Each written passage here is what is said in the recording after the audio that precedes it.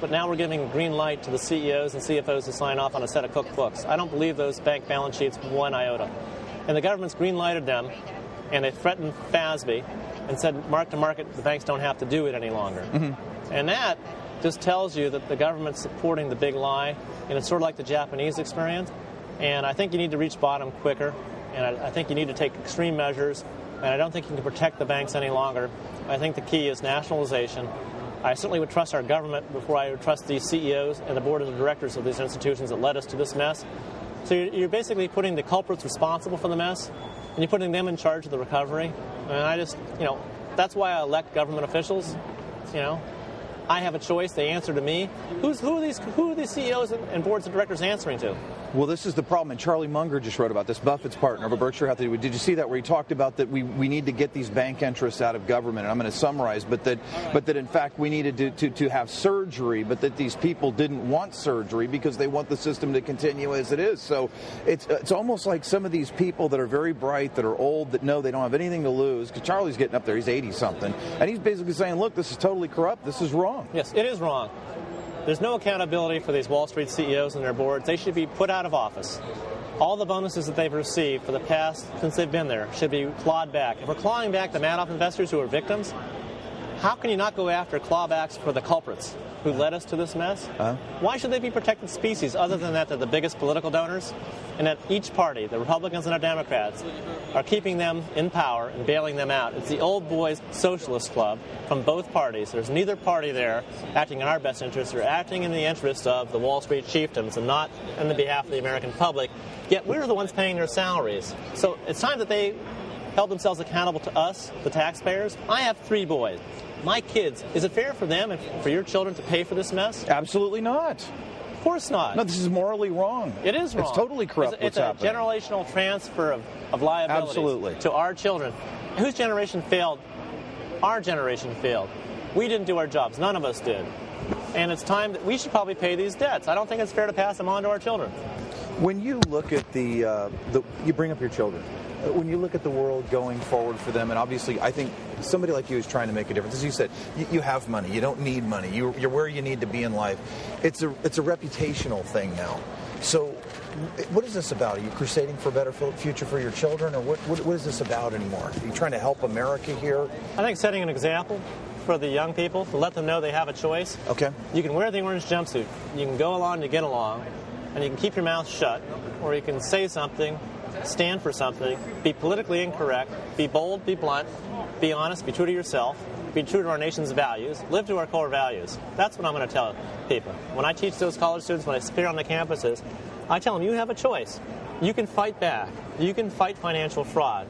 There are ways to do it. You can go to the press, and hopefully the press remains free and independent, and hopefully it finds a sustainable business model. It needs to stay in business. And right now there's some solvency issues in the press, but the press can shed light where there's darkness. And most frauds can't stand the light of day. That's one thing you can do. You can take it to the government. There are programs where you can become a whistleblower and get well compensated. There are law firms you can go to that will take these cases and develop them and push them forward into the legal system that can protect your identities. There are different ways that you can fight back. If it's a management-led fraud by the CEO and CFO and you report up, you're not going to make it. You're going to be eliminated. You're going to be cast out. You're going to be blacklisted. And you have too many brave whistleblowers going forward, and they become sacrificial lambs, and they risk it all, and they cause tremendous economic hardship for their families. A lot of times these things end in divorce, and careers get shattered, and you can't go back into the industry. So there's got to be a smarter way to go about it, and the government has to start listening to whistleblowers and treating them better. And if they can do that, then maybe everybody can make a difference, because those college ethics courses are beyond worthless. They're a waste of time. They're a waste of 3 credit hours. Right. At that age, you can't teach right from wrong. They know it or they don't. I think what you have to do is give them the tools to fight back and show them there's smart ways to go to the press, there's dumb ways. There's smart ways to report up once, and you don't report up past once. Because if you report more than once, you're singling yourself out as a malcontent or disgruntled employee, and they eliminate you and they find an excuse to get rid of you. Correct. Or marginalize you, and you don't get promoted, you don't get the bonuses, you're not considered a team player, and you get bypassed in your career track, you get derailed. So I think that they need to give you tools. And too often academic institutions, all they give you is theories that don't work in practice. And I think they started giving tools to put in your toolbox to fight back, because you got to stand for something. There's nothing worse than white-collar fraud. An armed robber can rob a bank and He may shoot a couple people, and it's bad for the families where people get shot, but the money can get recovered, it can be replaced, there's insurance for it. White-collar criminals are far, far more dangerous, and what they do is they put millions of Americans out of work right now. Mm-hmm. When you say white-collar criminals, are we talking about the bankers? Are we talking about the... Yes, we're talking about the CEOs, the bankers, the C-level suite, the CFO, the CEO, the general counsel, the chief medical officer, the chief investment officer, the board of directors, not doing their jobs. Those people, millions of Americans out of work. Our nation on the verge of financial collapse. Yes. We may make it, we may not.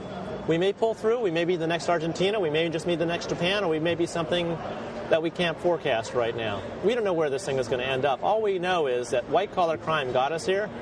Who's punishing? We don't have enough prosecutors at the Department of Justice. We don't have enough paralegals at the Department of Justice. We don't have enough legal secretaries. We don't have enough FBI agents devoted to white-collar fraud. We were worried about foreign terrorists, and instead it was the domestic ones that were the CEOs of our largest financial institutions that did us in. It wasn't Muslims coming from overseas that did us in. It was our own people that did us in at the highest levels of society. And you need to tighten up on the white-collar laws and make the penalties more severe, but that's the most insignificant thing you can do is make the penalties more severe, longer prison sentences. The best thing you can do is increase the risk of detection. Put more resources into white-collar fraud, because if you raise the risks and you make them equal to the rewards for stealing, and you make it a balanced equation, because right now the risk-reward equation favors doing the crime and doing the time. You've got to make the risk of detection so high that they don't do it anymore. And right now we don't have enough resources committed to white-collar fraud. The Department of Justice needs a lot more resources. They got good people there, they just don't have enough of them. Let me take, if you don't mind, since this is not over, but the terror part for you, but let's take you to a dark place for a minute. You're trying to stop this scam, this Ponzi scheme, and you're working and you're trying to do the right thing and expose this. But meanwhile, the reality is that your life is threatened, that it threatens the safety of your family, that you're putting everybody in danger. What was that like? What's that like living through that? Help give the listeners, what are you feeling at that time? Because you were in the military. I mean, this had to be horrible because it's not you now. It's your family. It's When fear is your constant companion, you tend to embrace it. And what I've discovered in both finance and in the military is whenever you become fearful and you account for all the risks, then you've discounted the worst that can happen, and you're going to have a better result than what you planned for. So I'd say that if you over-prepare yourself to deal with the risks, more often than not, you're going to have a better result. And that certainly was the case for me, but it could have ended tragically. It changed my life. There were many things I didn't do. There were some things that I did do. I don't want to go into individual security protocols that I adopted. I adopted many. Many were from my military background. Others were taken in conjunction with law enforcement. I don't want to get into those. I'm very private about those. I don't let anybody film or record in my home or see the physical layout or see what my security measures are. I'm very private about that. I feel greatly relieved now. Let's talk about that. Now it's over. You said the story broke and you knew, okay, finally it's over. And you needed to have some cameras, I think, to get you into some certain places because you weren't totally comfortable. But what was that moment like? The story broke. Now you're going, I probably don't have to worry about dying anymore. I probably don't have to worry about my family anymore. What's that feeling like? It was a tremendous sense of elation, followed by the realization that my life may be safe because Madoff was in custody and he couldn't send anybody to come after me any longer. I would say that then I had feared for my family's safety from the SEC because I had documents in my house that I needed to get to the press and I needed to get online to the public worldwide.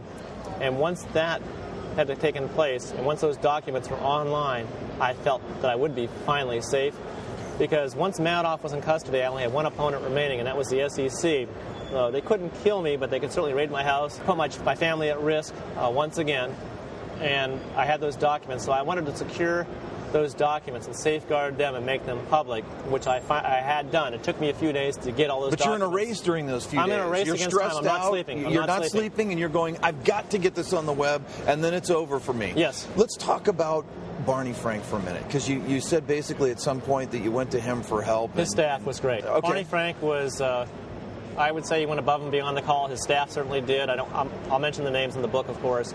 I'd say his staff did some wonderful things on my behalf. I'd say Chairman Konjorsky did the same. They certainly made it clear to the SEC that there would be no retaliation against me or any SEC staffers that helped me during this investigation. He and his staff took care of me, and they took care of the people that needed to be protected within the SEC that were helping me. I had 2 individuals helping me on the case from the Boston Regional Office. I met with Mary Shapiro on March 10th, and I said that these 2 individuals went above and beyond the call of duty. They took great career risk to bring this case forward. And I said, I don't know what your highest awards are, but whatever they are, once the Inspector General's report is released this summer, you should certainly consider these 2 men for those awards, because they certainly deserve those.